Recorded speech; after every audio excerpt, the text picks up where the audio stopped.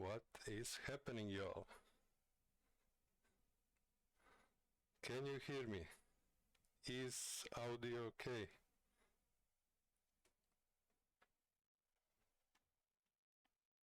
Say something in chat, please.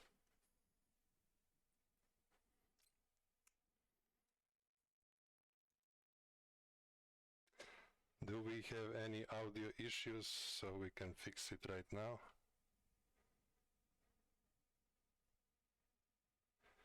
Okay, sound should be right now.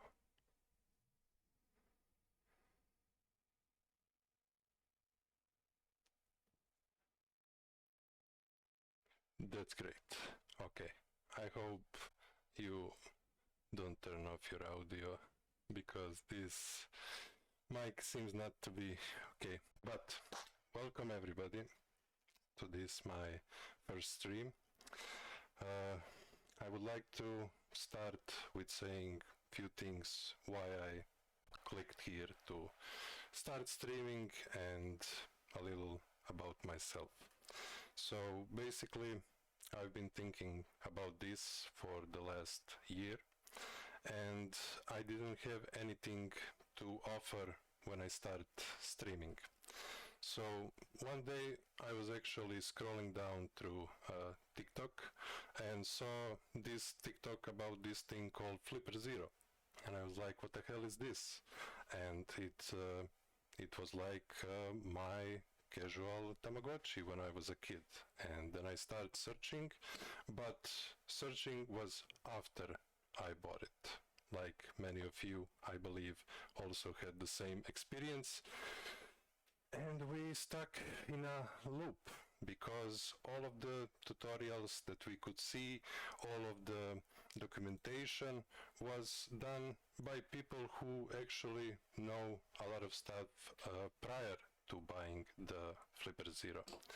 So I joined a few communities and tried to find some help there, and I had some luck, but mostly it was like, why don't you just Google, why don't you this, why don't you that? And I was like, maybe if I knew some stuff, then I can share my experience with you all. Basically, I've been developing for like 8 years. I've been doing all kinds of stuff. I started with game development. This was my first and the only love back in the day.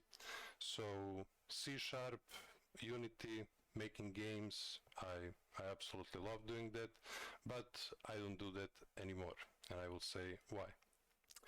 Because when I started doing game development, it was all about graphics, about design, about how to make a final product without actually knowing the underlying, structures and how things actually work. So that held me for like 2 years. I was in this safe zone using Unity and doing all kinds of tutorials that people share. But later I found out about this one guy, and I will share his account just a second. His name is the Cherno, and what he has is this one beautiful playlist that is called Game Programming but for Game Engines. And as he stated in this playlist, he wanted to teach his audience, his colleagues, how to create something complex like that, but in a manner where everybody without prior knowledge can actually go and follow. And I did follow this series. You can see it has 21, 2, 3, right? And I did follow this for like two weeks, but non-stop, from 0 to 24 every day. And I learned a lot. I did build some kind of prototype, and I had, it's called Dream Tools. So if anybody want to know how this was made and to check this series. It's a great series how to learn to program. This will not be easy, and I also don't want to go in a simple approach when we will start with Hello World application and then we are done in like 5 seconds. I mean, that is not very educational and I don't want to focus on that. So, for start, let me read some of you if we have anything in the chat for now.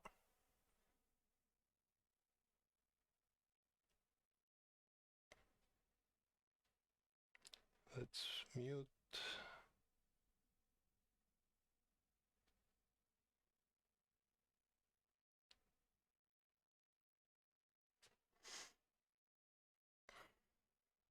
Chat, are you alive?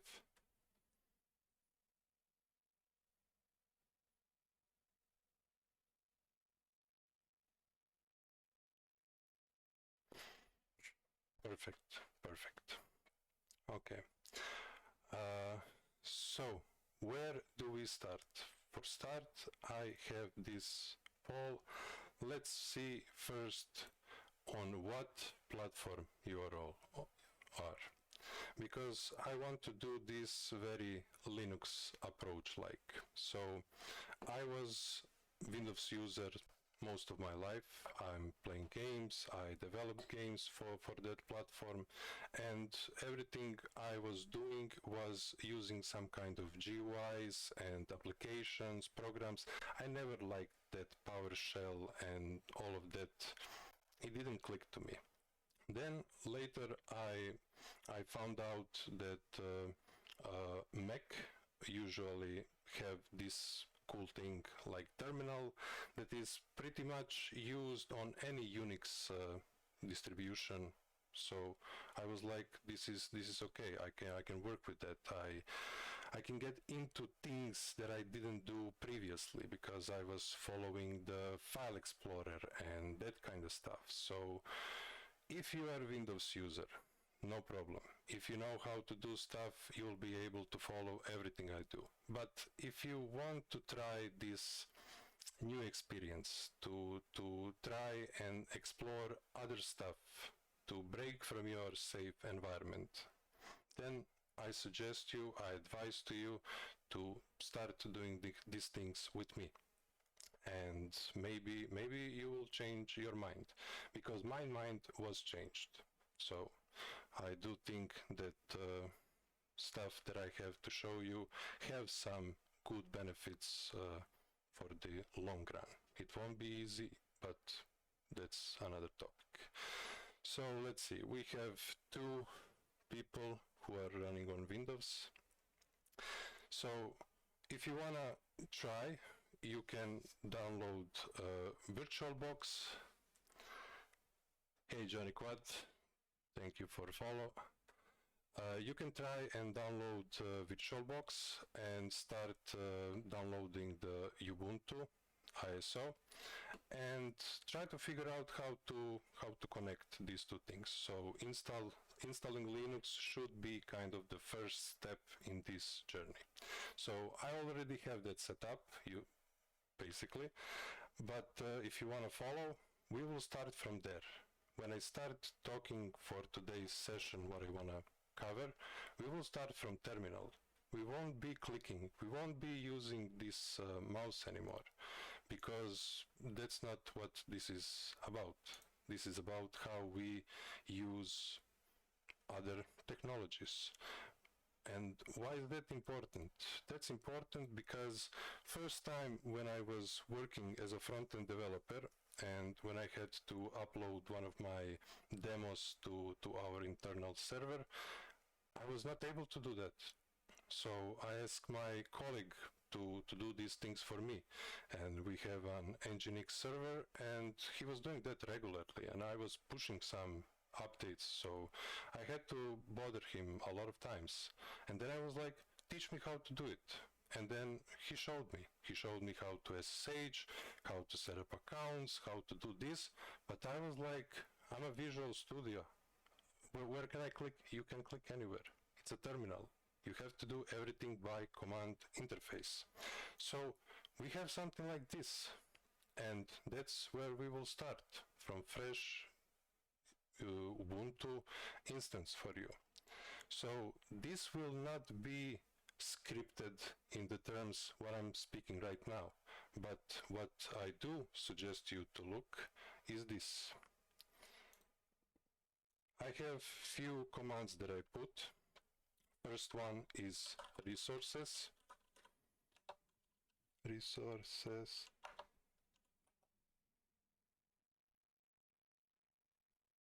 Come, work.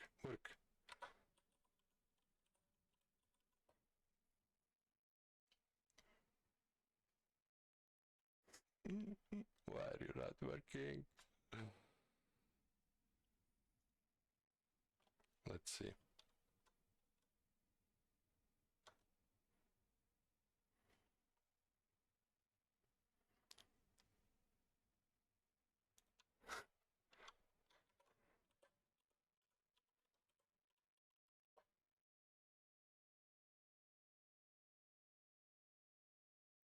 Doesn't matter. Doesn't freaking matter. GitHub. And it's this one.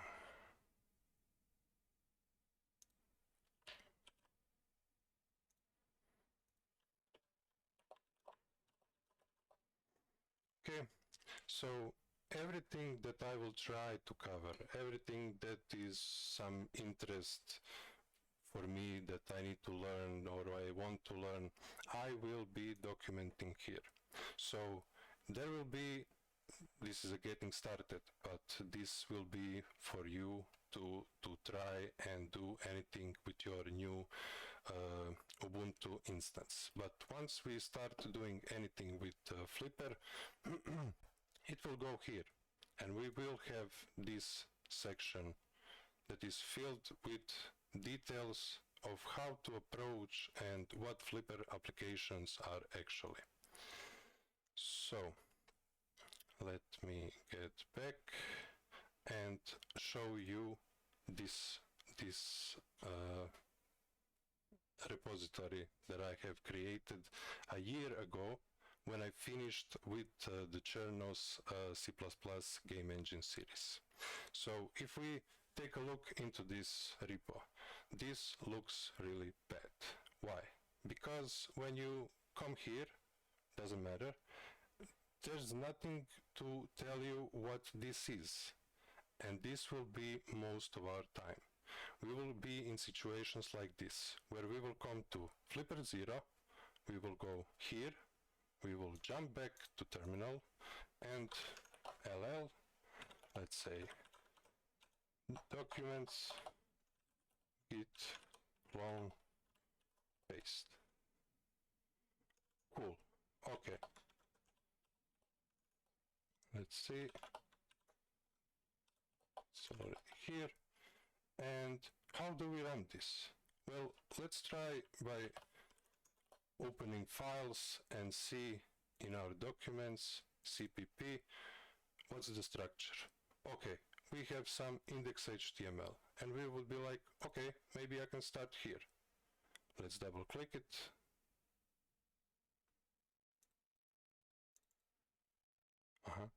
It's here. And we have blank page. Okay, what's going on? Console, and we get this. So you didn't write this package. You don't know anything about it. And if we don't have here some kind of good explanations or examples, we can do shit. So what we can actually do, we can again come here and we can start Googling. The first thing when you know what you need is docs. You need docs, always read docs. And it says here, unfortunately, the several browsers, including blah blah blah blah, need to be run on local server. Now, if you don't know anything about that, there is an easy way how to get it started. All we need to do is say Python m, like I think mount, but we will check that, HTTP server. Bam. We are starting the server, we are clicking on it. Let's see, will it open? Click yes. Oh, now we have something. We don't know what it is, but now something is working. So let's see, what do we have here? Because this is my code. And yesterday when I was trying to see what I have, I was like, how do I run this? I wrote that. So this is not good. I'm just showing what I would like to improve in my life going forward. So we have some things here. But let's see, for example, what this is made of. Documents. Okay. Allow. Okay. We are now on index.html page. So what do we have here? We have some kind of script that is running. We have some script that we need to import. That's from export. So we have some export. Okay, we probably don't do anything here, but we will do stuff like main H, main CPP, because this is my project that I was trying to learn how to integrate C++ into a browser. And then I forget about it. And now, without good knowledge base, this is called a tribal knowledge. So as long as I was working with this, it was good, but now, 1 year later, I know jack shit about it. So I need to go in every of these files, look at every of these fields, just to remember what to have. And then here I print one object and it has a lot of stuff. So what do I need? I need something that is called distance. That's something that I defined somewhere. So let's hop back into the console and let's search for it. It's distance. All right, so it's here. So something that I wrote, and it's this line. So what you're seeing now, it's HTML rendering with C++ kind of mini engine that supports C++ entity framework for creating scenes, for creating entities, components, that kind of stuff. And you can actually replace this HTML API with anything, with OpenGL, with whatever. That's really up to the person who want to explore. But as I said, he cannot do that if we don't have any kind of good examples of how to do that with this plugin. So, do we have anyone who's M for module? Let's see. Not here. Sources. M for module. It was in index.html, right? Modules, yes. So I just want to show you what we will do. And if this is not your cup of tea, then okay. But usually when you go to some GitHub, let's see, Flipper devices. We will need to know a lot of stuff, and they did document a lot of stuff. But as we can all agree, when we go to FlipperZero 1, yes, and then we go to docs, and then we scroll down and we go to firmware, and we see this. Yep. This screen means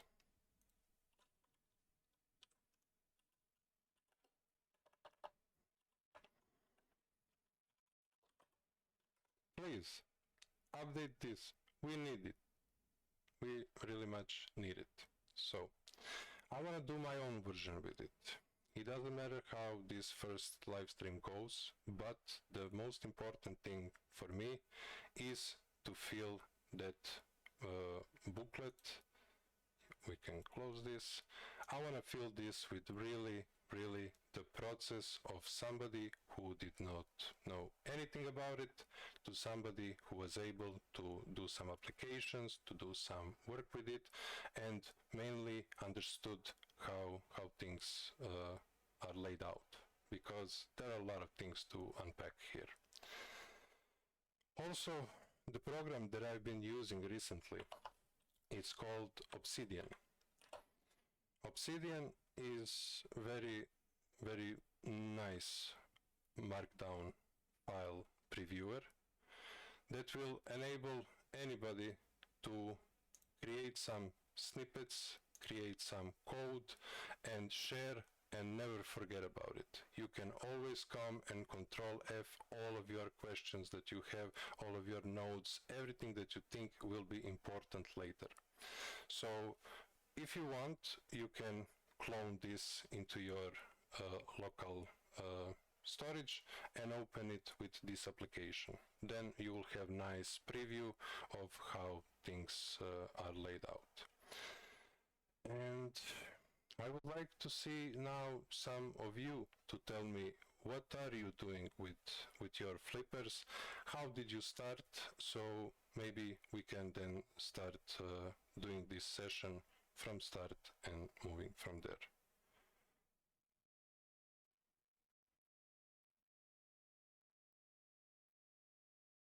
Hack the world, bro.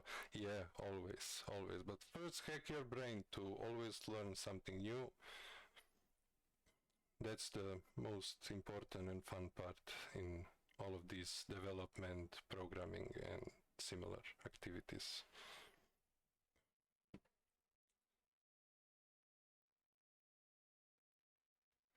Yeah, he's mad at you because you don't do enough. Yeah, I know.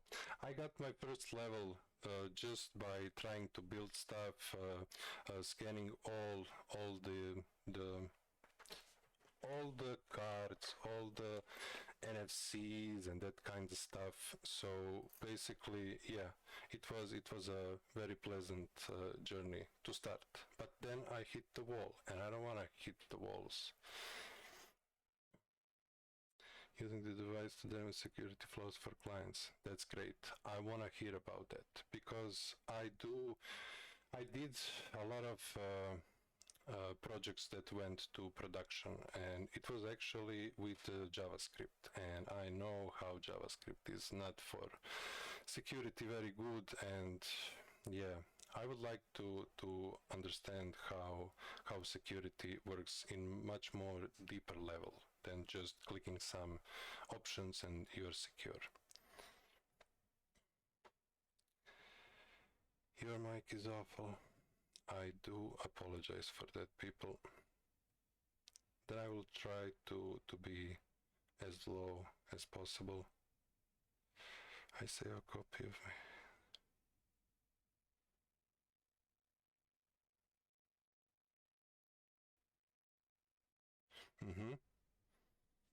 Formica, yeah, electronics engineer, right. I didn't go to college, just to say that. I'm high school, and it was a computer technician. I don't know what's called in your language, but mainly hardware and how to the basics of electronics. But I never do anything with that in my life. After I finished my school, I went straight to programming, and I stayed there till now.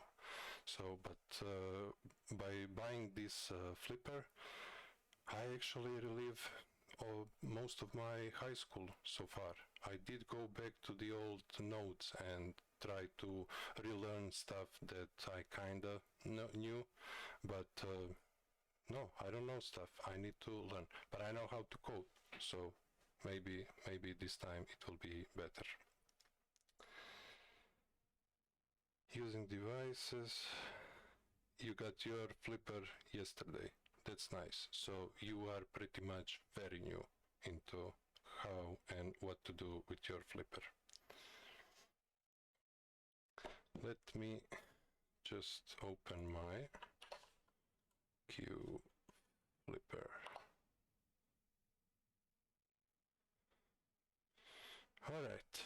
So what I wanted to do with you is basically to go on development branch.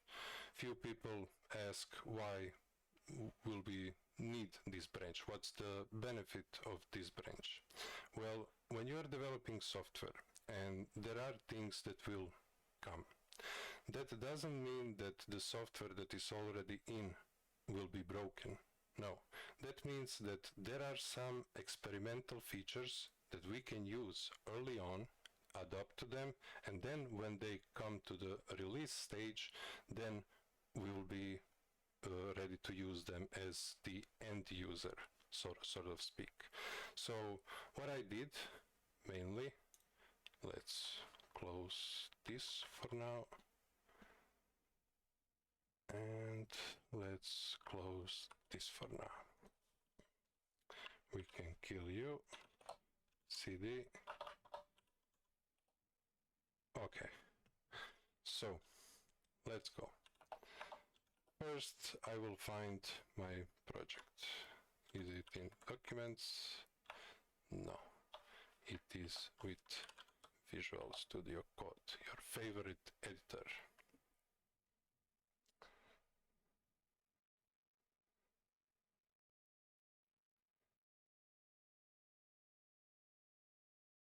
Come on, let's go.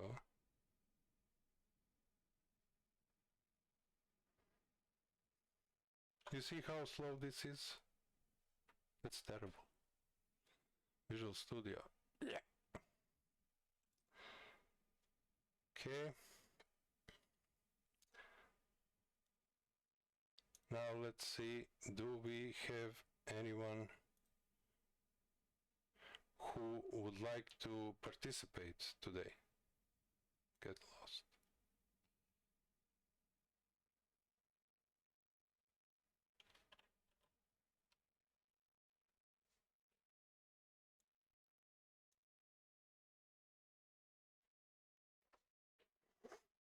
Like, do I just now go and run through some things, or would you actually want to start this with me and plug in your stuff and maybe continue through the whole? Yes, okay. Then what you need to do is, again, go to the FlipperZero. I will paste this.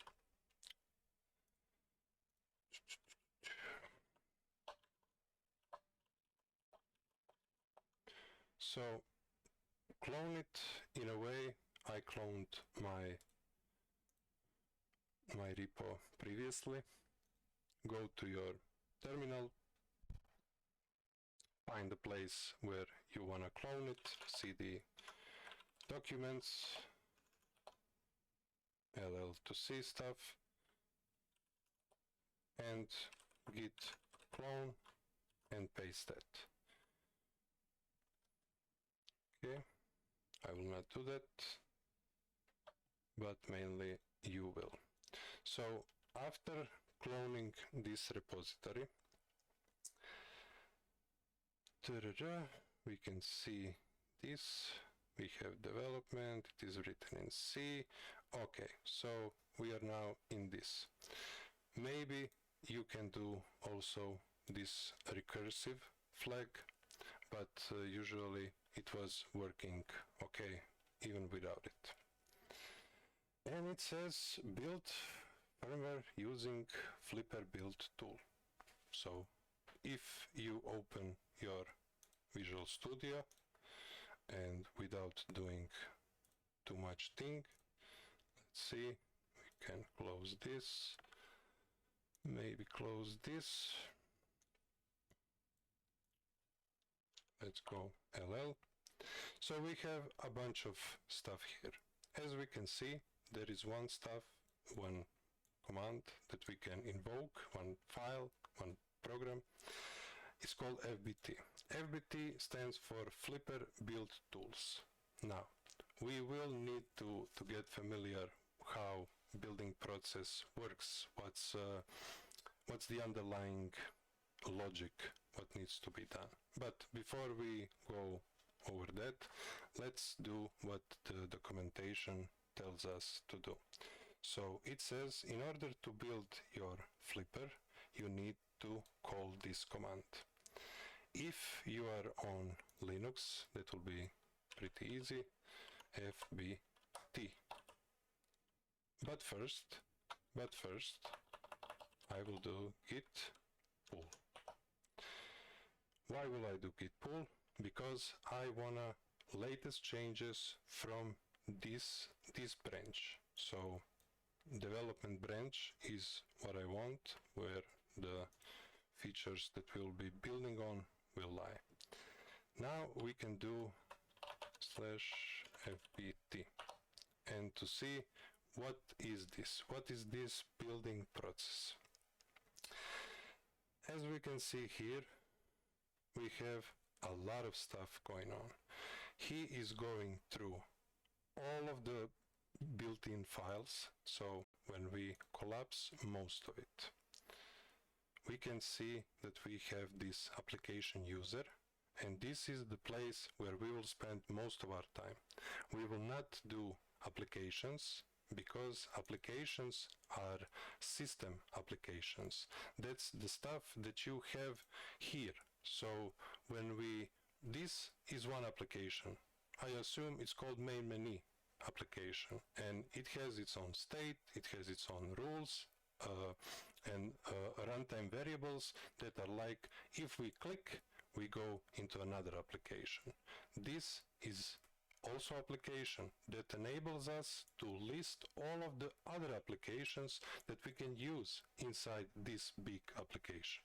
So we can see that this, for example, applications is also the place where we can see some kind of folder structure. So it's not applications, it is the data. After that, we can enter and we can see our first application. So why did I show you the C++ WASM tutorial? Because this is the stuff that I usually always build first. I build application to see that I can build it. Then I add some things inside and build to see that I didn't break any changes, that I didn't do anything that will cause some kind of errors. But mainly I want to be able to print on console, print on the display, and have input register all my moves. So if you know how application works, that will be no problem for you. But if you don't know how applications work, let's maybe see view component life cycle. I think they have few Vue.js. Let's do this. Lifecycle hooks. Okay, yes, that's what I need. So basically each application, whatever you can run, it has some rules that it needs to follow. Usually in game development we have two functions where we can sort of work. It is start and update. What does it do? These two functions, before create or created, and then we have, let's see, we have this loop. So when our application starts, before it starts, it can initialize some values. Then in created, we can further initialize other values with those values, because some values live here, but some live here. And those that live here do not know about the other ones. So things will be initialized in steps. So each steps reveals something new. And then we have this critical moment that we would like to say before mount on or real start, because here everything will be prepared, we are mounted, all of the things is here, and then we iterate each cycle again and again and again. And this is what is called a recursive function.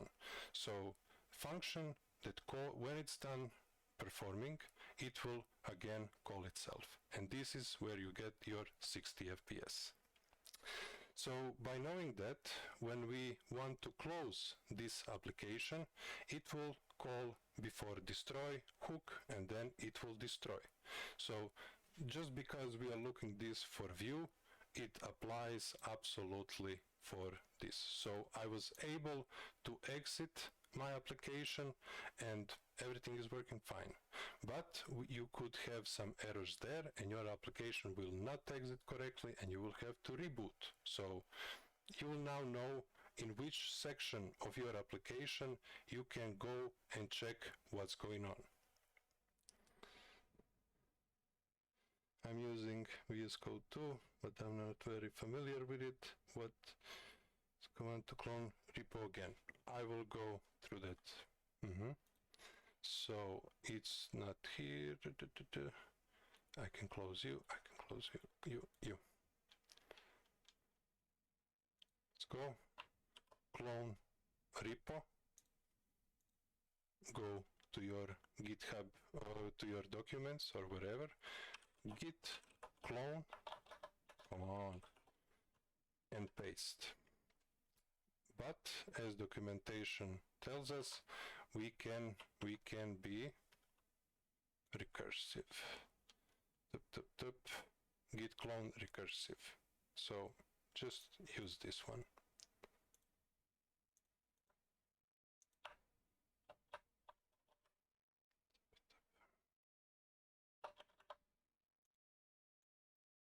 Yeah, you can go close yourself.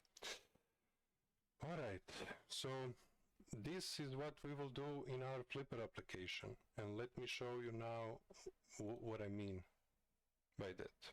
So we were talking about some start and some update. So where is that in our Flipper application? Let's maybe full screen you. Do something like that. Okay, so this is our first Hello World C, and if you want this demo, I will link it to you. But the idea is that we try to implement this demo together, either by retyping it or just going through each of it and explain what it is, because this is the full demo that I think you will want eventually. Let's see.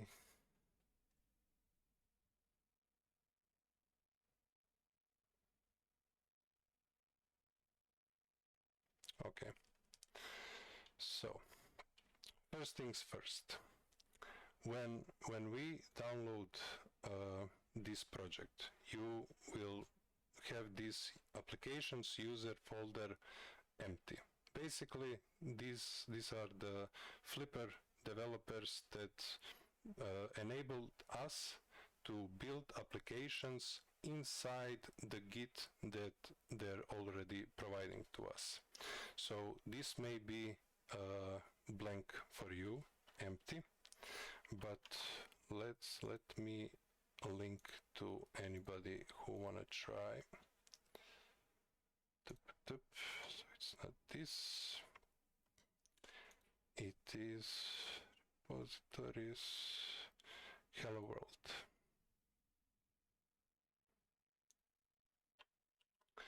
So once you, there's a button on the top page on every repo. Yes, there is. But what you need to know is that sometimes developers have their own flags that they would like you to use because reasons that they then explain why. But git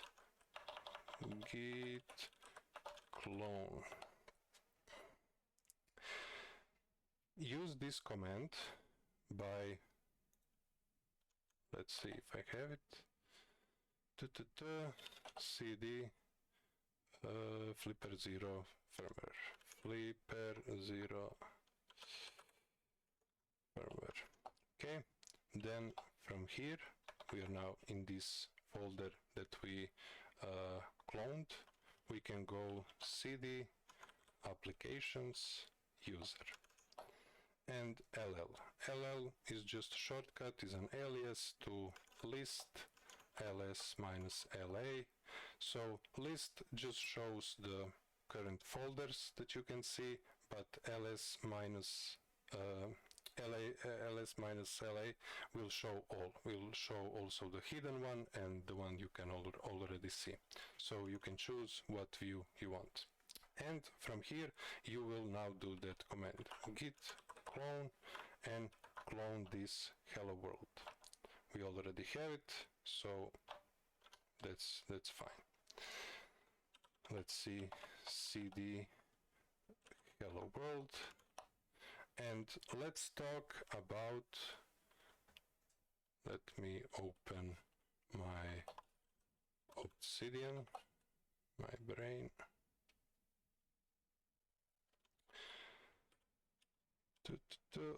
Okay, so this is something that I start writing for myself. Then after writing it, I was like, maybe I can share my what I found out. So in this section we will take a look how FlipperZero handles application and what are they exactly. The anatomy of all FlipperZero applications is this. We have some kind of folder that will hold few very crucial pieces. What are those pieces? These pieces are this: application fam, which you can interpret like package JSON in any other applications, and we have this hello world C. Image and readme are good to have, and we will update those stuff, but this is what's necessary to have. Now let's see the content of this in our application fam. You'll notice that some files that you try to open will have these kind of squiggly errors and will not cooperate with you at all. That's fine. That's just some internal stuff that will happen and your editor may just freak out, but it's okay. It's really all valid at this point. So this file will compile. What are the properties of this application fam? Let's see here what it says. First, we have application ID. So application ID. This is some very unique app identifier, and you cannot have multiple with the same name. So each application needs to have its own kind of brand and follow that no matter what.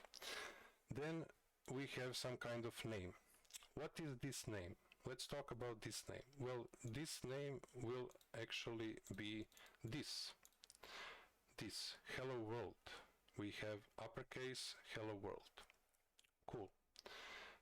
Next we have this uptype, and what we have about this uptype. Okay, it is required to be marked as a plugin, and that we explicitly mark with this external keyword. So you could potentially do system applications for Flipper and extend the framework in that way, but we will focus on external applications and how do they operate, because there are some differences, but okay. After that we have entry point. So what is entry point in any software? Entry point is something that usually you, by a developer, do not define, because most of the C or C++ have this one method or function that is called main. Main is the applications way of telling this is where we start. No matter anything before that, this is where we start, and from here you can start reading and writing your data to a memory. Okay, so if we open now this hello world that we cloned from this, that's here, from this repository, hello world, it's here. So git clone, return, and you will have it here. Are you able to say that in VS Code README it is written to start developing with? Yes, but we are not developing yet. We are not developing yet. We are trying to see, and yes, you will do that. Okay, let's open our terminal. Let's do this to ll. We have fbt. We will say slash fbt, and you set VS Code underscore dist. When you do that, you will have this folder, and this folder is mainly for you and for your IDE to understand this complicated toolchain that FlipperZero developers put together. So I'm lost. How did you clone your repo into the FlipperZero firmware? That's an excellent question. Let's go again. We are here. Git clone. Are you following? Let me paste this once again. So this is the hello world. This is the link. You copy that link and go to your, oh my god. One is for coding. Yes. You go to your terminal. You are in your root folder for this user. Go anywhere you want. Let's say you go documents, and then here you go git. No, sorry my dude. You want to go to cd documents, FlipperZero firmware.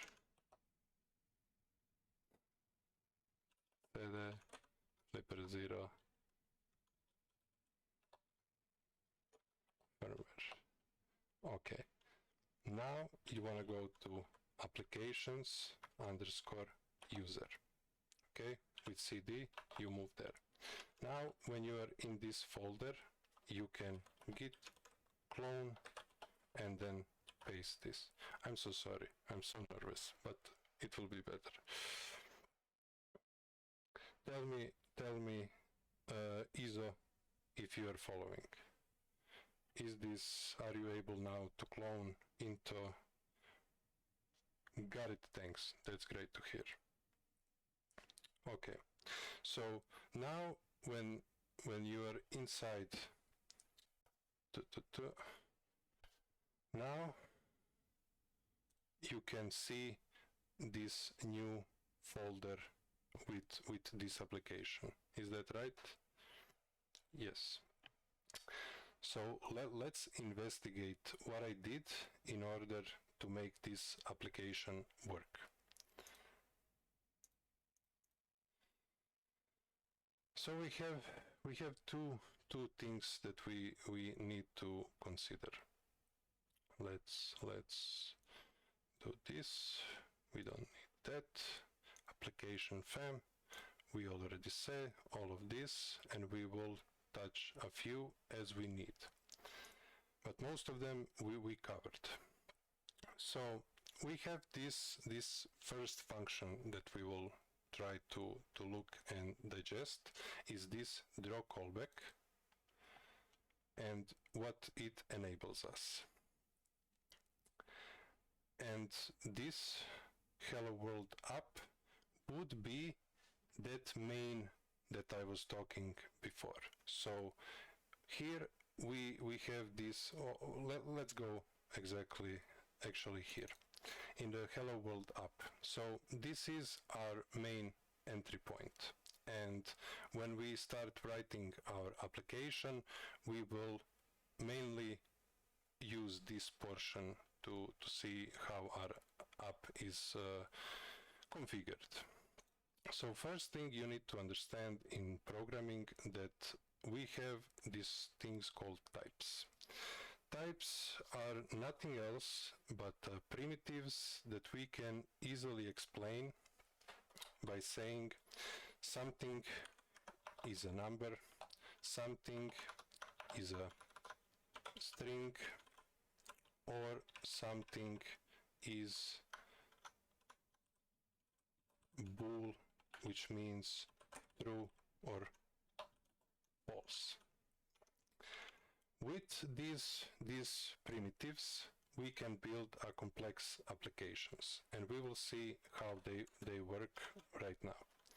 So when you have some function, you can call it whatever you want. But if you put something inside of these brackets, that means you are passing something inside, and then by using this p, you can access all of its properties, all of its functions, whatever it is.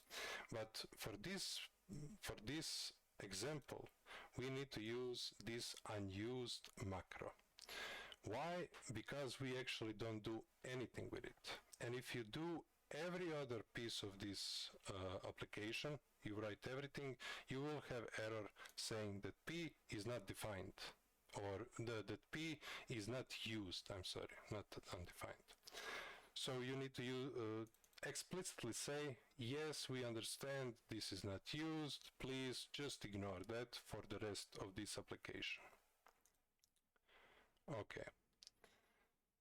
Now we have this one very crucial and important part. In order to have any kind of inputs, any kind of I as a user want to click somewhere and I want application to register that, we need to have something that is called input events. And input events are just listeners. You initialize them once, and then they're just listening, and each time when you do some of the action, and what are the actions, it's the event type, what kind of type, is it an input type, okay, it is, then what input it is it a back key, is it a right key, is it a left or up, whatever it is, we need to define that and categorize it in some kind of switch statement or if else. In this case, I was doing this pretty fast, so I do this in a manner of if statements. But you can do switch, doesn't matter. So how do we define these types of events? Well, we have this input event that we can work with. All we need to do is, if we go up above, we have these statements. Does anybody know what includes does? People declare their main function like you do, but not void main. You can do whatever you want.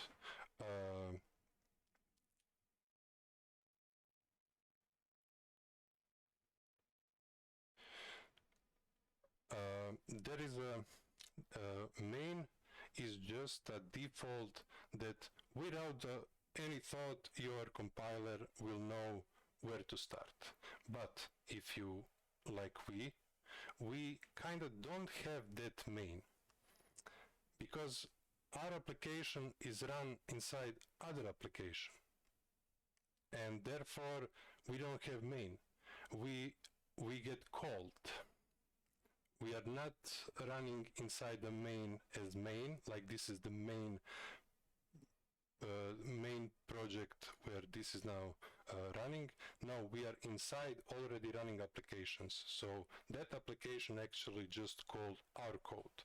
So we have opportunity when we compile and build our application, we can specify to a compiler that we have another name for our main, and we can specify that name, and then we have anything else and not main.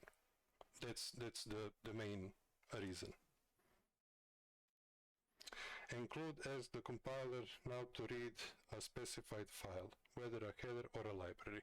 Exactly. And you can see that these include statements have this smaller or greater. That means that these are system files. So like this stdio. This is a system file. Furry is inside our toolchain. Everything that is inside our toolchain will have this kind of brackets. When we want to include our own files or anything like that, we go include and then include, and then we go with the quotation marks, and then we put something inside. So this will take any kind of path. As you can see, we can find files, and find anything we kind of need. So just to know, for now, we don't include anything. What we do include is a system input-output. We have this furry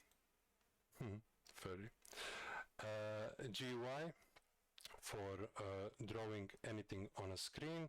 We have input that I mentioned before. It will be used for registering all of these key presses that we have.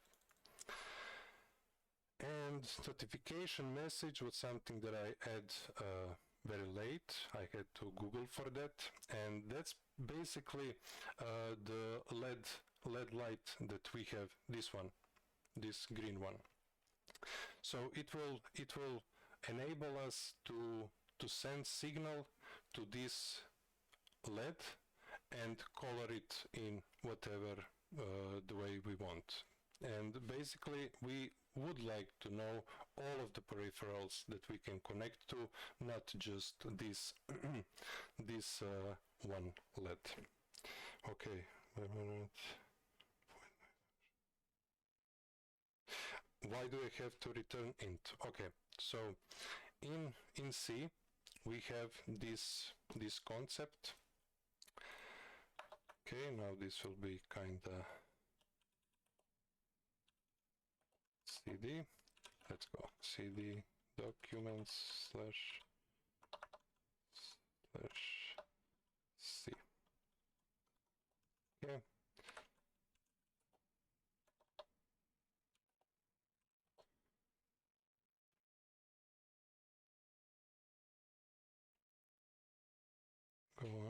Go on. As you can see, I was just practicing yesterday, and you asked me, why do we have main int?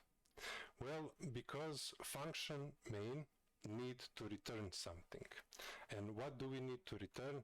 We need to return an integer that will be either 0, and that means our application runs successfully, exited successfully, and returned 0 as a product of that. If we have some earlier, for example, like this, if I don't know what to say, if my global is, for example, less than something like this, then we can have a return 1 or any other number. What this kind of is a return error code. So If it's 1, then it's this type of error. If it's 2, it's this type of error.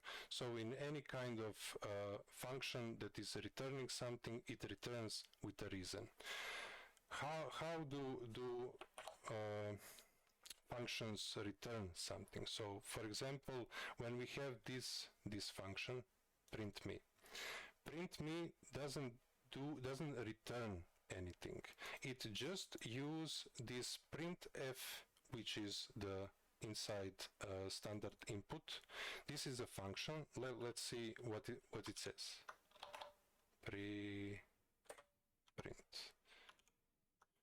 It says write formatted output to std out. This function is a possible cancellation point at and therefore not marked blah blah blah. This means that we will only print to the console, and this is the kind of function that does that. Once printf is finished, it's done. This, for example, if we say like this, print me, okay, this is called a function call. Once this function does what it does, it's just on this place, it deletes itself. It doesn't return anything. It did all it needs to do. It's done. It's exited. And now on that place, on very that line, you have nothing. Versus when you have main, and main is called here, for example, like this main. When this main finishes, executes absolutely everything that it needs, then it returns this 0. And at that point, you will have 0 here on that place. For example, we have maybe no, that's pretty much it. I didn't write any functions that return anything, but maybe it is time to see what I wrote previously about this. So as we can see from this example, there is some basic information that our output needs in order to be valid.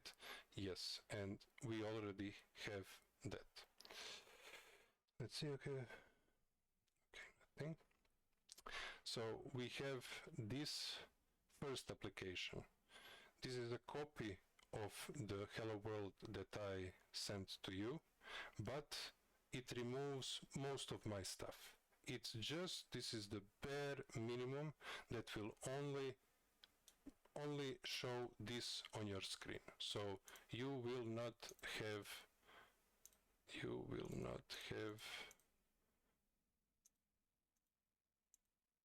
it won't be this. But with just a little tweaks, this piece of code will have all that is presented here. So let's see then how we set things up. We need our function that's called hello world app. We initialize input event. I mean, we declare it. It's not initialized. We just declare it. And from there, we have two very important stuff. Just in order to see something on a screen, we need to GUI and we need to open our display and start recording things that will be sent to a display. Then we need to call a function that consists of few parameters: what GUI, what viewport, and on what layer. So we have GUI layer, where to place viewport. Okay, let's see how we set things up. So we have GUI, that's the first parameter. We have this viewport that we declared here. So create a new viewport, and this sign, this is a pointer. Pointer is nothing else than a location of some memory. It is the path to quickly go through the RAM stack and find the value that is there, instead of going through all of the RAM stack and going each one by one and then finding it and then taking it. So when we have opportunity, we usually do things like this. So our application and function that is calling things can know exactly where things are and maybe even mutate and change the values of that address. So as we are saying, we need to allocate some kind of memory. Allocator always return new viewport or stop system if not enough memory. So you cannot have some giant applications here, but what you can do is kind of know and try to predict how big your application is, how big is the buffer that needs to be drawn onto display, and we do that here. So if you have some kind of graphics, for example like this, and we go all the way up, you see, they will be cut off. They will not disappear, they will not glitch out, they just don't draw at that distance. And that is what viewport actually is. It is the display, the border from here to here to here to explain all of the pixels where they need to be once they're going to be drawn. And for the third parameter, where is it? GUI layer. GUI layer, it is an enum. What does that mean?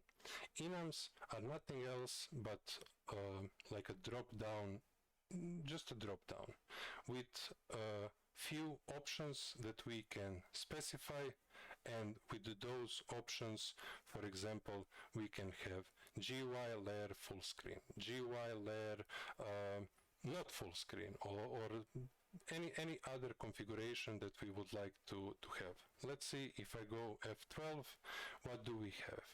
So as you can see, this is defined in one file that is called GUI/H. H means it's a header. And this is that drop down that I was talking about. So these options are enumerated like GUI0, GUI1, and they follow the order how they were written. How do you have the descriptions of the functions when you mouse hover them? You mean this one or with the NeoVim?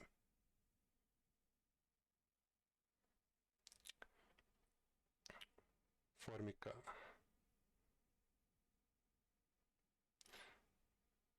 In VS Code. I didn't do anything for that. It's pretty much default.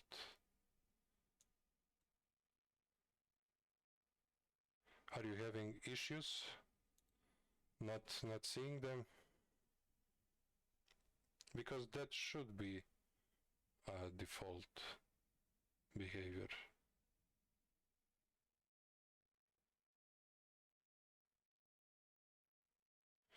Strange. On C, okay, microcontroller, you can have a main that returns nothing.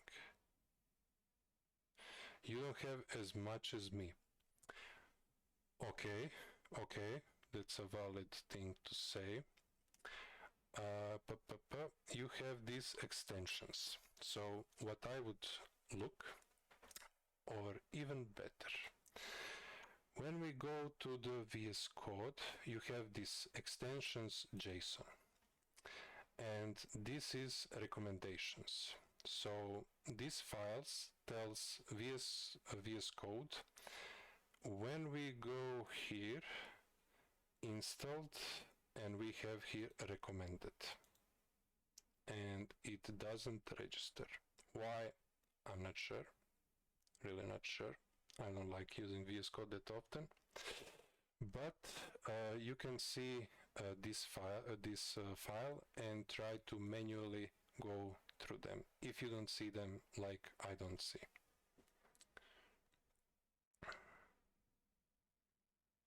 Did you run that one time comment? Yes, of course. I did everything. I did everything that was provided here.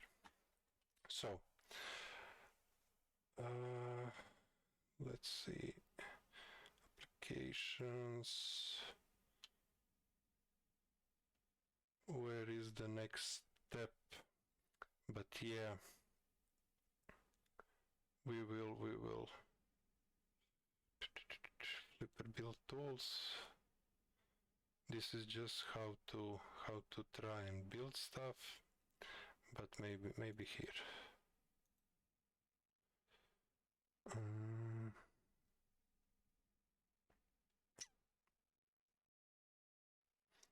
No, you have those 6 extensions. That's great. Then we can move forward.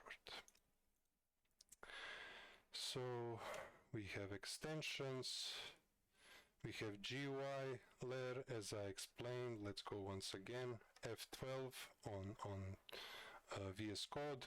We'll go to definitions. What are definitions? Well, definition is any kind of statement that you can get in your application that just says we declare things here, and whenever you want some of this code, you need to say the current namespace that it lives on and provide that object that you want. So this GUI layer is something that we will it is included here, GUI H, and by including that you have this typedef enum GUI layer, and from here you can say GUI layer desktop, window, full screen, or any other function. So it acts like a drop down. It's a human readable drop down. Instead of having 0, 1, 2, 3, now you have something that you can actually memorize and work with it. Okay, so we are in our Hello World application app. Okay, so for now all we know is that we have some input events, we have some viewport that we will going to draw our application to, and we have the actual GUI that will be added to this viewport. Okay, this is initialization part. So this is the things that nothing runs yet. Everything is just setting up in this part. And now we have this infinite event queue process loop. So you remember earlier I was showing the flowchart of view application. This is that event loop. This is where we have those 60 FPS. So while is a keyword that enables us to do things while some condition is either true or false. Everything in coding can be expressed as true or false. If true, run this code. And in this code, we have opportunity to switch this one. I mean, we don't because it's not binded, but usually you will have this as a variable, not just this hard-coded value, but you will be like, set this to false, and then when this while loop starts to run again, it will say, I'm false, I cannot run, and then we will go to this part. You see, this is the end, this is the destroy part or exiting part of our applications. If that's not true, if this is 1, then we want our application to run, take inputs, drones on screen, whatever it does, do that all the time until we said otherwise. So let's see what are those things that tick every frame. We have this furry check. That means For a check.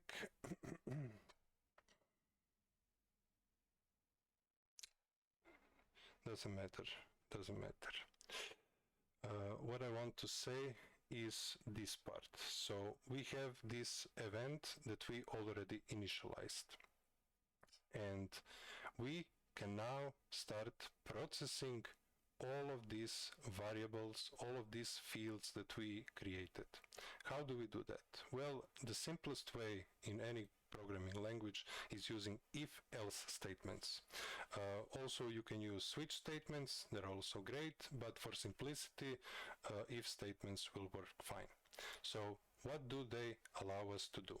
Well, we will ask if some of the conditions are true, or with this operator, double pipes, we will say if this is true, if user pressed anything at all, or are they repeating the press? So we have press, release, and we have press and hold.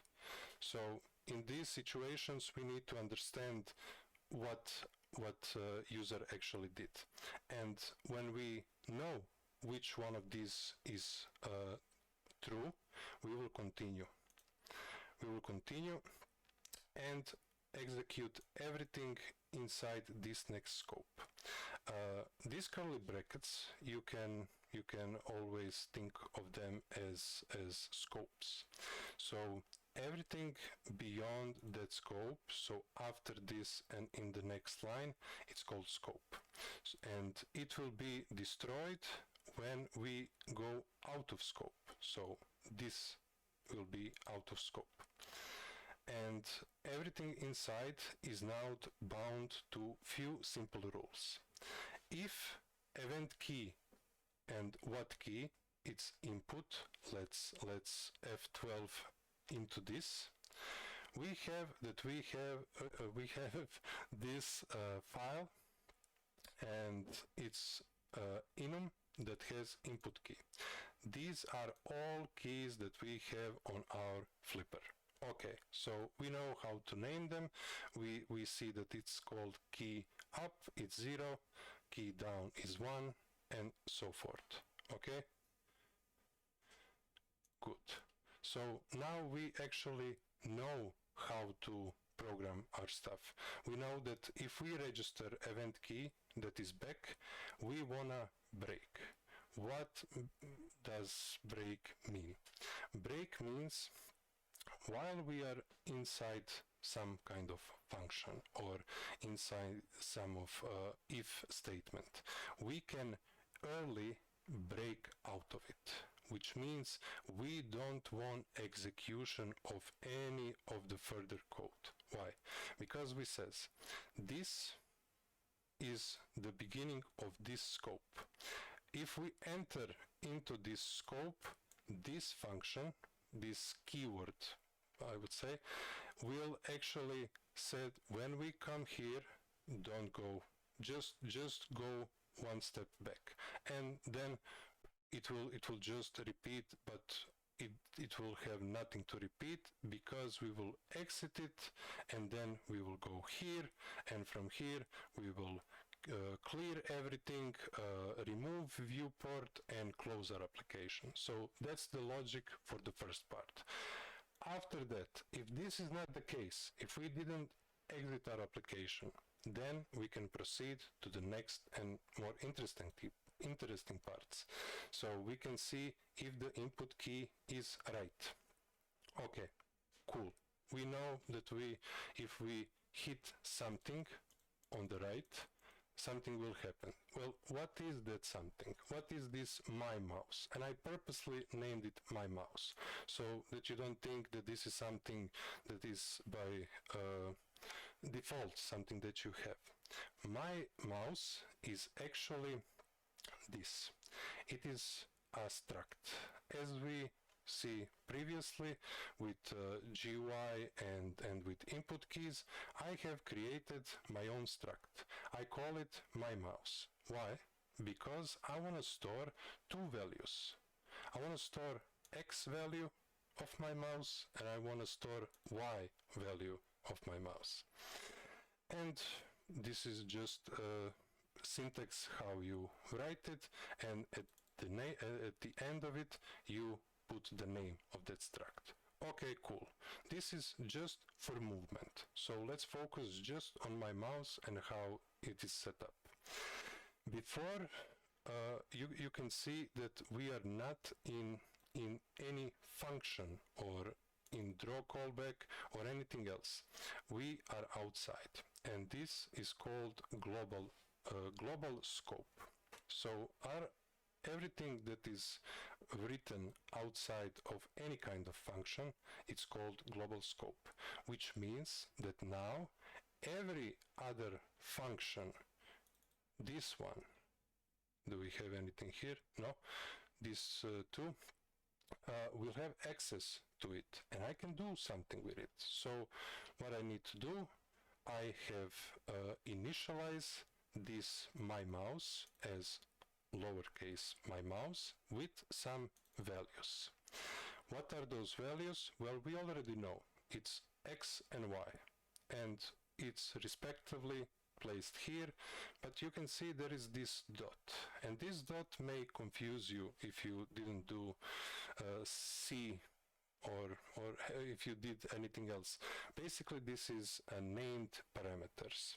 Sometimes you need to follow exactly how this structure is laid out. Other times you can say, okay, I know the name of my parameter and I can switch and shuffle them as much as I want because I want them in some specific order. And that's the way how you would initialize. It's a static, which means I am available from everywhere.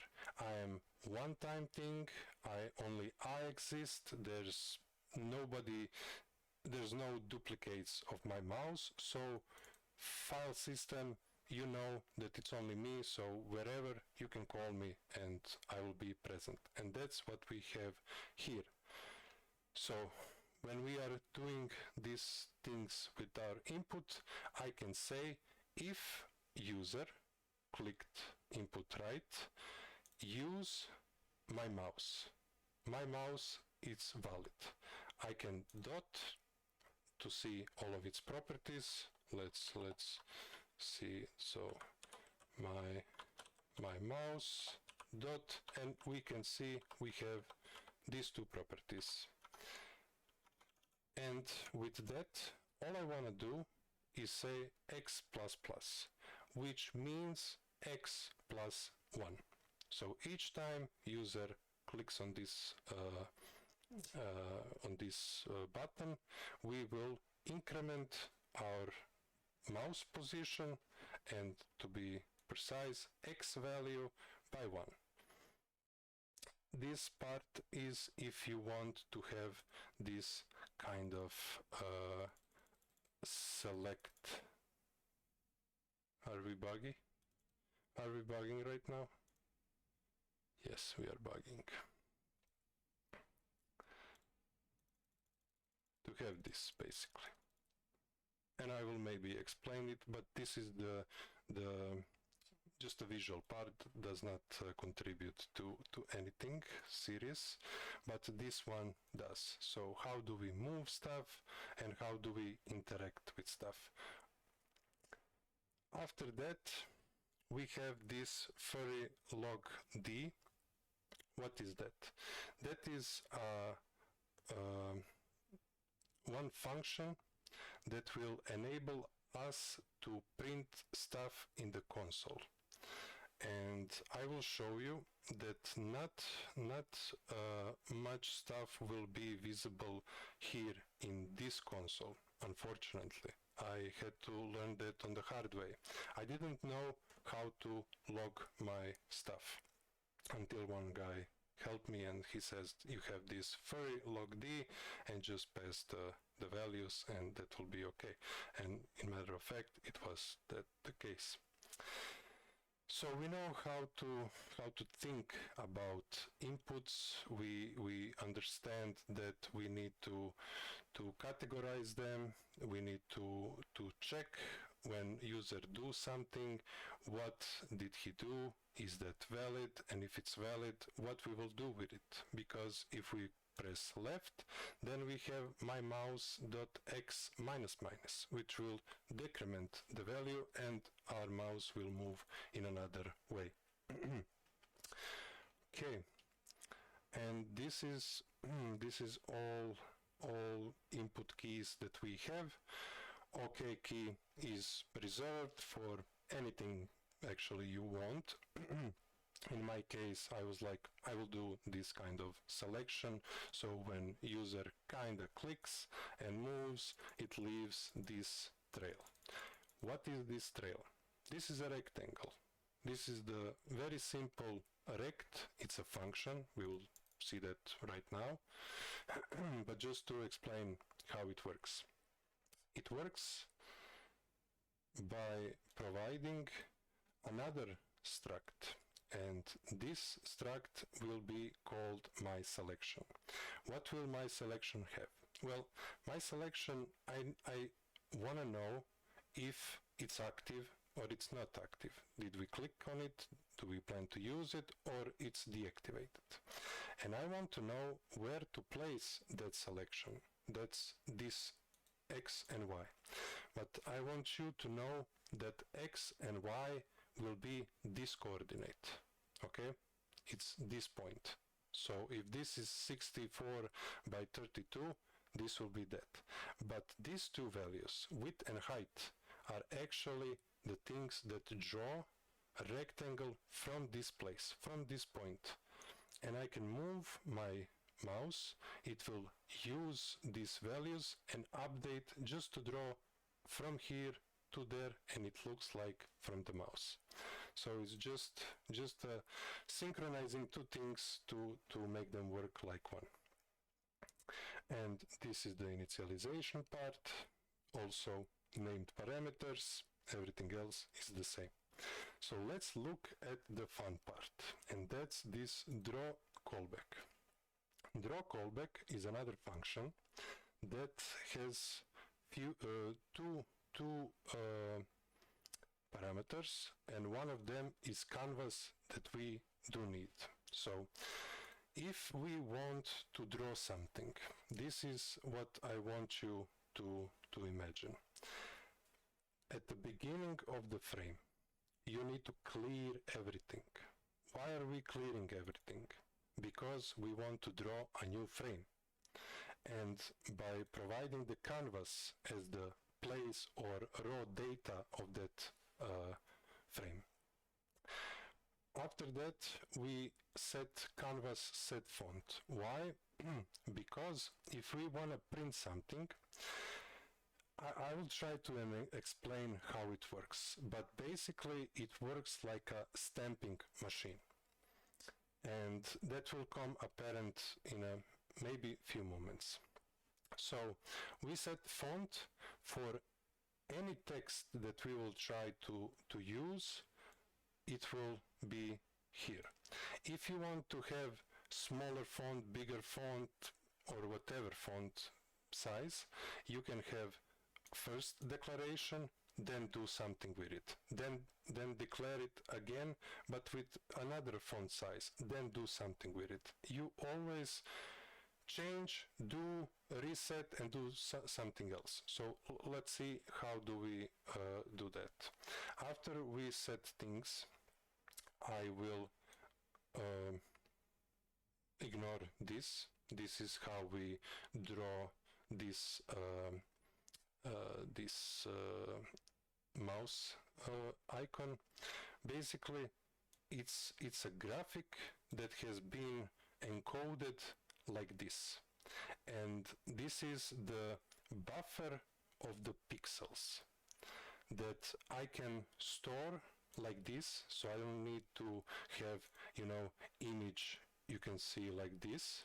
I can have that like PNG, but this is something that I was interested how to do it with code. So how you do it is using the XBM, I believe it's called, the file format, and then you can have graphics like this and import them inside your Flipper application. So in order to finally print something on this screen, we need to have this declaration. It says buffer, and this is a char buffer that will hold 256 of the values. So you can place that many characters inside. And when you did declare that, we didn't say what we are gonna do with it. We just declare that this is the buffer that has space to store 256 characters. Okay, cool. After that, we have this function that is called snprintf. snprintf. F stands for format, which means when we pass some values, we said we have buffer, or here we have buffer. That is the first one. And what it says? It says char and what is the buffer? Okay, so that is the buffer. You have this many space. Then what is the size of that buffer? Well, we have this kind of keyword that helps us know this is a kind of function that will return the size of whatever we pass into. Okay? And then we'll know the beginning and the end, how to write stuff. And you can see here we have this one. This X inside a string that is called a formatted string. So this X colon 73 is actually this part of the code. It says write X and colon, but write it in a way that it accepts digit.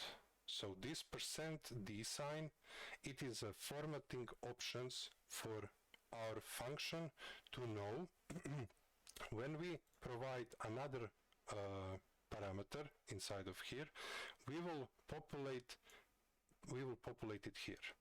So when user see its screen, it will be X colon 73 instead of this. So this is a formatting technique how this function will create a string that we can later use. And where will we use? In this function, canvas draw string. It's called str, which means string. And from here, it's pretty much very easy to populate stuff, because what it requires are a few things. We have canvas instance, we have X and Y coordinate, and we have a string. String is a text that we finally want to print. And we do that like this. We set up our canvas that is here, because it's clear, canvas is clear. We have mouse as first position, second position, and then we have the buffer of this one. So we have everything. We have what word we want to place there. We have coordinates where on the screen we want them, and they are following because X and Y are bound to mouse X and mouse Y. And plus 13 and plus 20, that's just the offset, so this text is not right overlapping with this icon. We can put anything else, but mainly this is just how I want to have it. So that will print our string. In the previous demo, it will just print hello. It will be right on the center, and that's it. But this is how you will dynamically write any kind of text, any kind of user inputs that they did. If you are using the GPIO and connected to something, this will be the way how you write stuff to the screen. What you do, I don't know, but you will want to print something out. So after that, we have some few cool commands that we can have a look. So one of them is called canvas draw line. It's pretty self-explanatory. It tries to draw a line on some canvas with starting point x and y and end point x2 and y2.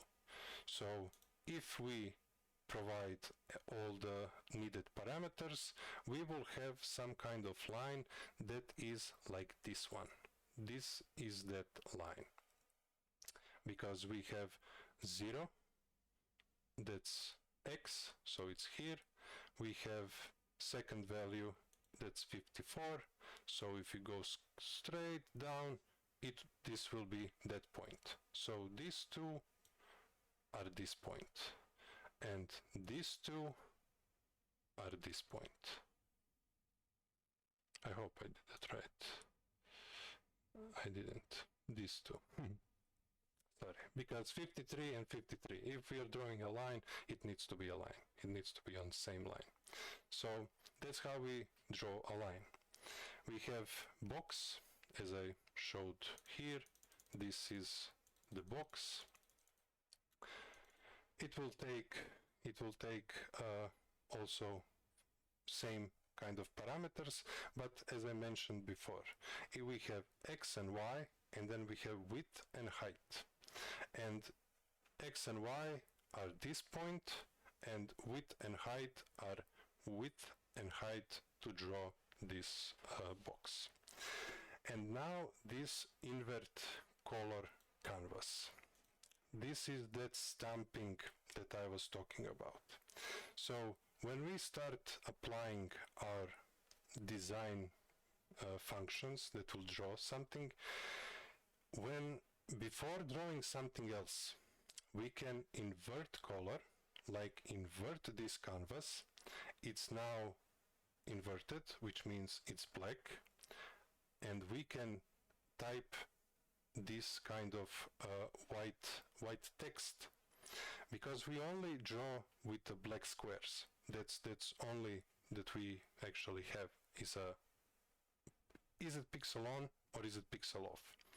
And once I draw this kind of box, I cannot draw with black text inside it, right? You wouldn't see it. So in that case, I need to flip the canvas so I can now draw with white pixels or with nothing. But that nothing will be a hole in the previous render, if that makes sense. So everything that we see like greenish is not there. It's transparent, but everything that is black, that is what we can draw. This is our design of our application. And that's how we would do white text on a black background. Just for you to know. And we have this canvas draw string again. The thing very simple. Slot these two positions, slot some text, and that's pretty much it. Canvas draw XBM. This is the thing I was talking about regarding the mouse icon.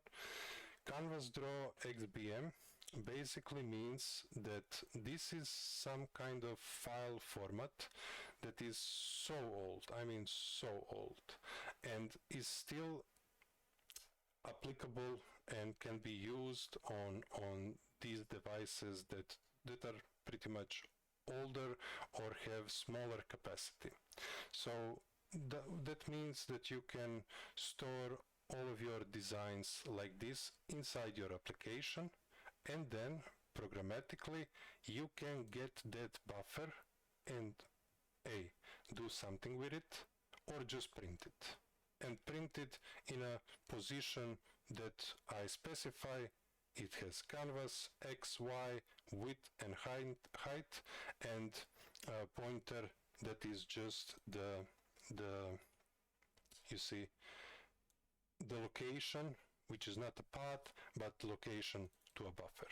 So we know what's in our buffer, and then we can place that buffer inside our canvas, and canvas will draw that. Draw line. I already did that. Draw frame. Frame is similar like a box. We have box here, but mainly if we want to have if we want it to be filled, then we will use a frame. Or is it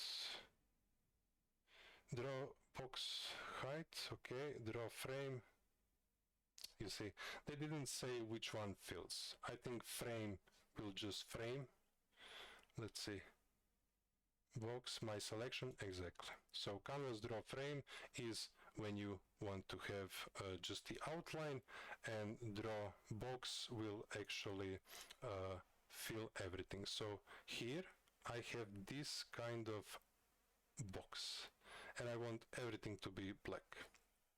Yes, this is how I set it up. Then I have some extra XBMP to draw this kind of triangle. That's how I kind of did it, but yeah.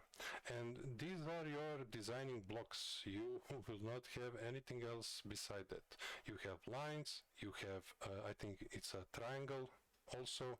Yeah, you can also draw triangles. And this is the beginning of your journey into how to create applications with Flipper.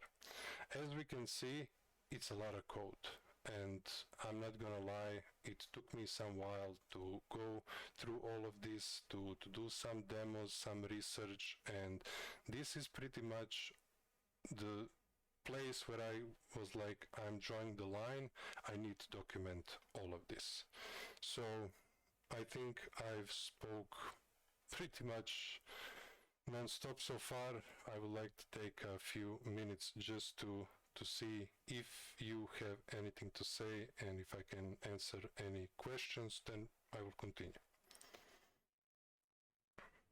What is the key combo that you use to go to the definition of type function? Okay, I'm sorry, but I will try to be vocal always. And I did forget something, guys. I did my keymon. I forgot my keymon. So now you can see everything that I press, all of the movements. So it was F12. Anytime where you are in any IDE, you can click. This is what is called a symbol, and press F12. This is not defined anywhere. This is anywhere else. This is defined here, so I can jump. I can't jump there, and you will see that it will open this. This is the same form of file. I'm already here. But if we go somewhere else, for example, this draw string, and we hit F12, then we will go into a file, and you can see here we have applications, services, GUI, and canvas. And this is the file. And this is the function that was declared by the developers of FlipperZero. And this is how they enabled us to use this API. You see this, let's see what's that. That's some special type def, so it's a uint8, which means it's a very small integer. And asking next.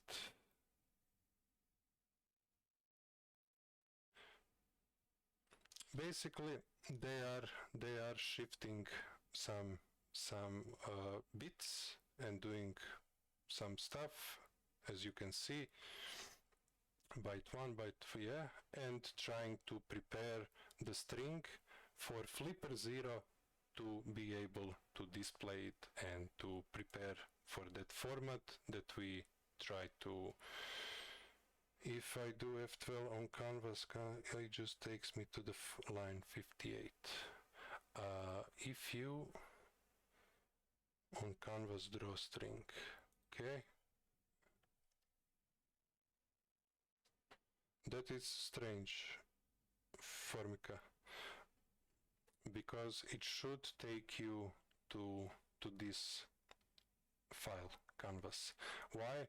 Because we didn't define it ourselves. We're only using it. But this draw callback and input callback is this one. This is just registering the per user context, event queue, wait, create a queue, and then queue put, event queue inputs. This means whenever user clicks something, put that in a queue, and then when you have something in a queue, we will consume that and exhaust that. So this is the input callback. And if we press F12, nothing happens because we defined it. And then you can go not F11, you can go definitions, go to references, and we can see where we are using that. Visual Studio, go to reference, find all the references. Oh my god. But basically, this is the place where we set that input callback. So viewport input callback, and this is how we exhaust and make sure that we don't do the same inputs over and over and over again. Static void, exactly. This is these two places. I think something is very wrong with my VS Code, but I don't know what. Well, Fermica, if you can explain, I will try to see if we can figure it out. So I also get that I can't open source files free.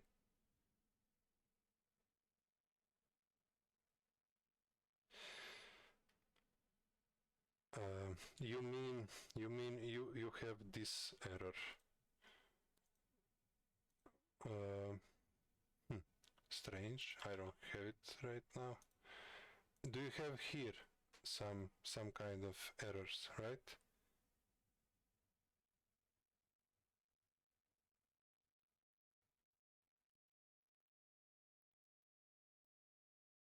If yes, then it doesn't matter.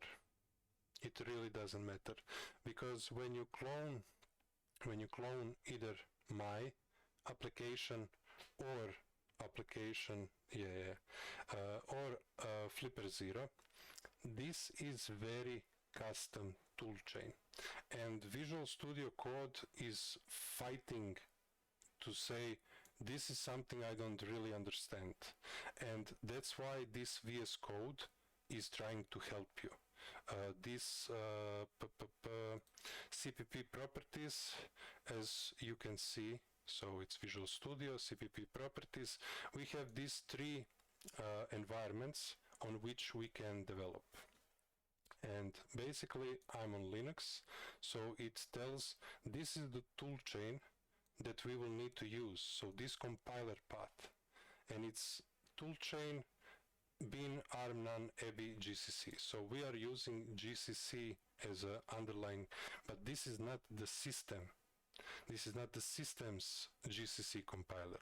This is custom toolchain that Flipper developers decide to use to create this. So you will expect some kind of errors or something like that. Let's see if I can provoke it to do the same to me. Include anything. Okay, now delete. Strange. It also did these things to me, so I would say don't worry about that. This is something that you will have to get used to it, unfortunately. So now I will help you to build this application, to build this piece that we were talking so far. So let's close this, close, and in order to transfer your applications, we will first delete this one. I will delete it, but I need to do it in a way. Let's do it like this. Files, SD, apps, this one, and it's hello world. Yes, delete. Okay, go back, applications, and I don't have it anymore. So that's it. I'm now in a place where you are. How do we build it?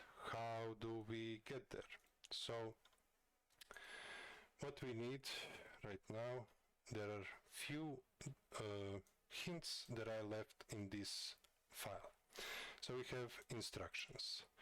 FBT FAP will only build all, but FBT launch will launch our application on our device, but we are not able to push anything that is currently running. So if our application is running, our QFlipper, we need to close it.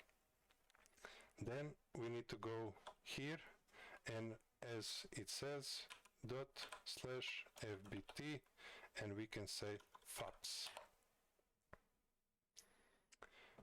Now we are compiling, and we are compiling.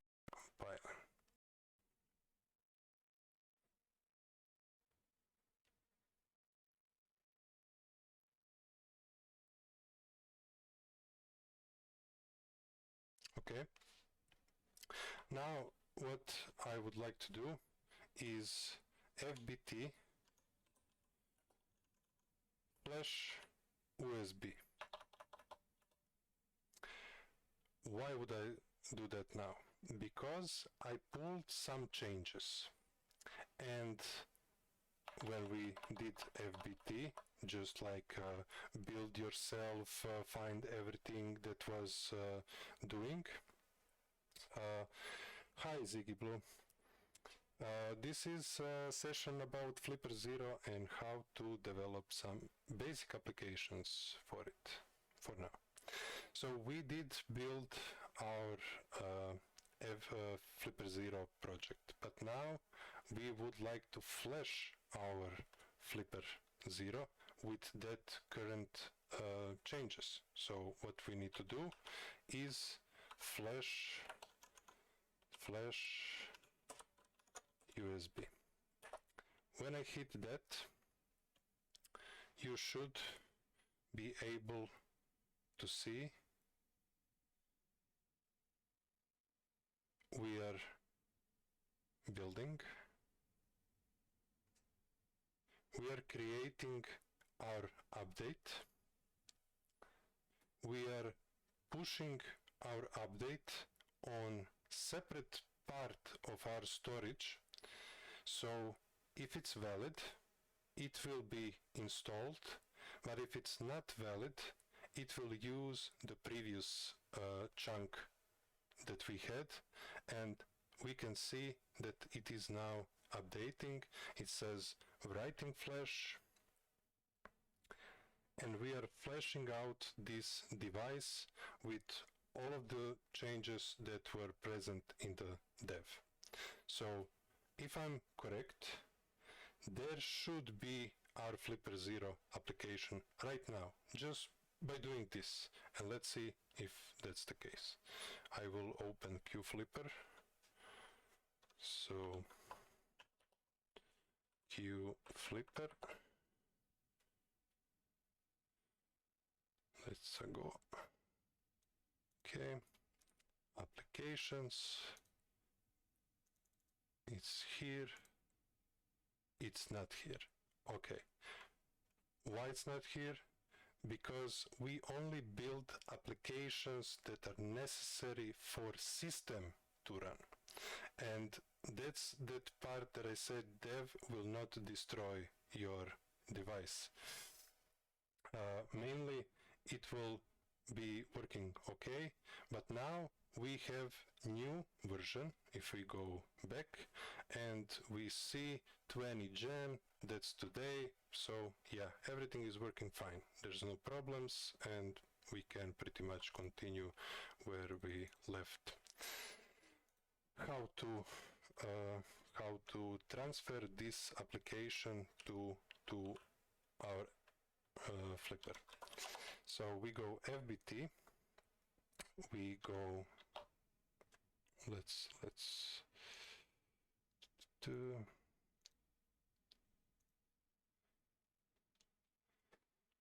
see, hello, yes, run application, flash USB, that's what we did. This is just me making sure that I didn't miss anything. Okay. And we have launch, but not this. We have this FBT launch, and let's type it. So the first flag that we need to put is launch. Launch up. Launch up. Then we have application source. So basically all we need to say is where is this application stored from this context, from this level where we are right now. And we are inside this. We are seeing these applications and we are seeing applications user. Okay, so once that's the case, app source equals applications user hello world, right? Yes. And we building. And we have some errors. What is this error? Does anybody knows? I want to offer promotion. We'll see about that. But does anybody know what is this error? Why did I get this error? Ziggy Blue, why do we get this error? We got this error because we were not able to push anything that is currently connected. So we need to close our QFlipper application in order to push stuff and to be able to run this once again. And look at that, it's working. We can see that we successfully built our application. It uses these symbols. It uses Python to use these external apps, and this is your application. This is that hello_world.fap. This is your application, and it's trying to use on our device. Mine is called Euroloma, but that is on this dev TTI ACM0. This is the device on Linux. This /dev/ means devices, and this TTI means this device. So we already see that it's going great, it's installing, it's finished, and sending all of it to the Flipper. Great, let's check it out. QFlipper, and this is the application. So I deleted it, I I come here, we went through all of this file, we discuss about how it is composed, what all of this structure means, because this structure is things that we see on the screen. We discussed what draw callback is.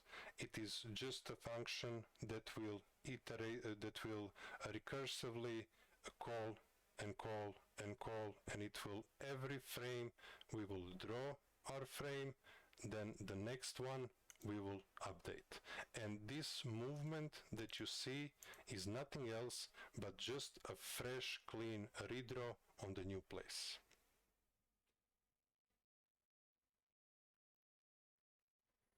Yes, we are compiling on Linux, so if you can tell me which part did you miss? You miss probably everything, but let me share you this. So this will be just a second.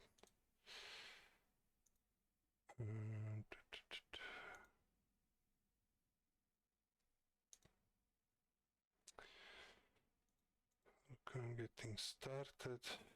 Yes. You can check here. So for Linux,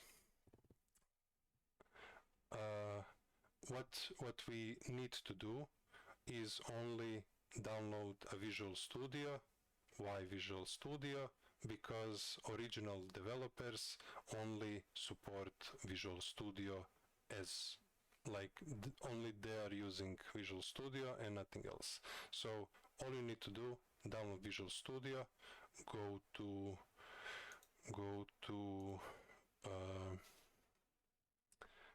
their documentation.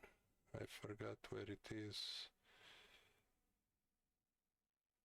but all you actually need to do is this.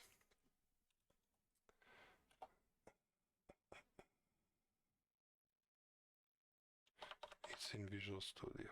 Yes, we need terminal and this.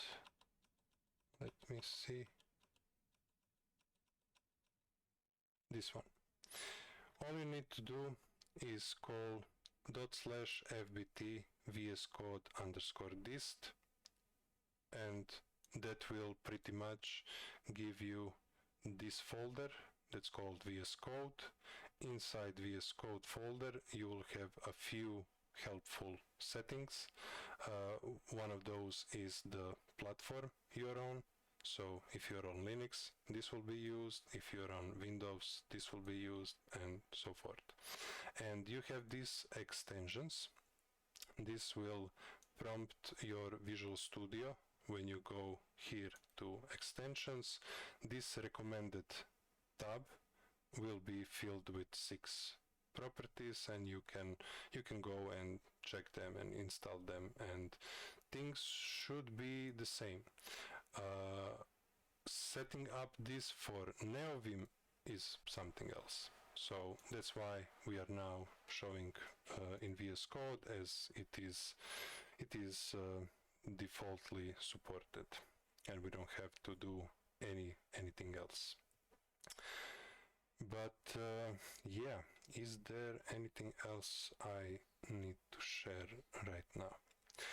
Basically, this is the easiest and the simplest way to create application. Doing all of this by hand will be quite typing challenge, but having this as a starting point for you, or specifically using this one, FlipperZero, this, and copying all of this code now when you understand what it does, will be a great starting point for your applications.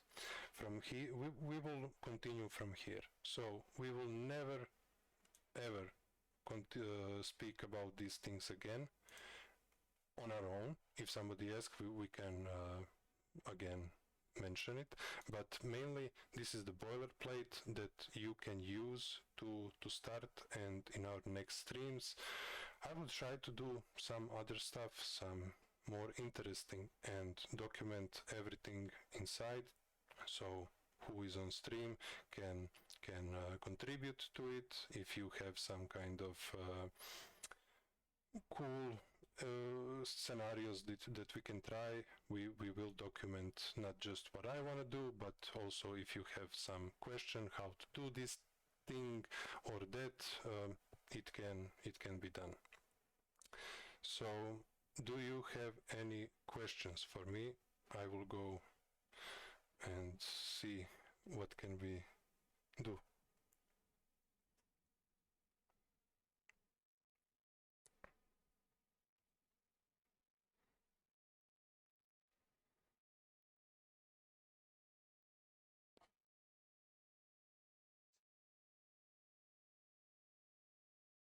No problem, Ziggy. Yeah, so let's hop back. Let's recap everything that we spoke today. So what you need to understand is that applications have their own way how they run, and we need to be aware of the flow of that application. We need to be aware that application need to be initialized in some way, and then when we have everything initialized in our application, then we go into that update state where every frame we are doing something with the variables and properties that we expose to ourselves, so application can use them and maybe draw something on a screen, maybe use some kind of input output device where you can with GPIO connect things and then set it in some mode, then you can receive stuff. That is what will mostly be used, this kind of simple input outputs. But you can design this in whatever way you want with graphics, and as you can see here we only have this one scene, but we can go into some other applications like, let's see what we can, for example GPIO, and when we enter maybe this, yeah, this is the very simple application, but what I wanted to show is maybe this. Okay, I cannot use that. Infrared. Okay, yeah, this is what I want. We have this application where we enter, we are kind of in some menu. Then we go inside. Then we have another application, I mean list of applications. Then we go into TV, and then we enter here. But when we wanna go back, we are not exiting from the whole application. We just go back one step, and this is another type of application. So that will be covered later. And as you can see, I have here another type of application, and that's application dialog. What are dialogues? Well, the simplest way to show what dialog application is to go to settings, about, and this is dialog. Okay, so these two, back key and next key, are the way how you interact with this kind of application. It has screens, and we start from first screen, and then as long as we have content, we go next. When we are done with content and there's nothing else, we only have back, and that's pretty much how dialog applications work. Or idea behind them. And now you will see that you can mix and match those two approaches. You can have a dialogue that on each dialogue section has some other application, and you can interact, and you can go right and then it's another application. You can switch back and don't lose context. You can have application work in between these screens, and that's some things that we will do definitely, but later, because it's a much we need to understand how things work in order to make that. And I'm not sure if I have anything else on my mind right now.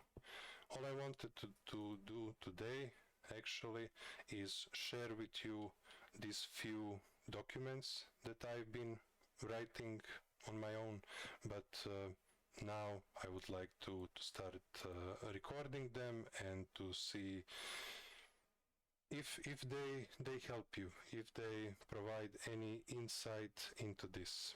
This is my first stream. I've never done this before, and whatever today this is, I think it can get better over time, and I do appreciate the feedback if you have, and let's try doing this more often. So if you have any questions, I will stay few more minutes. It is 9, but if not, then I will kindly sign off for tonight. So I will wait a few more minutes.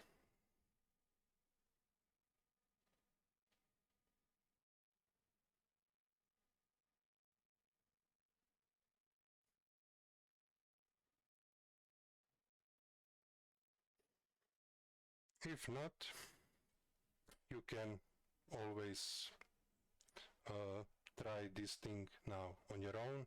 I will see how this video turned up, if you can follow it, but if this will be in a VODs, then you can go on your own and try to do these things if you didn't follow so far. And yeah, pretty much, guys. If we have anybody here, 7 people, yep.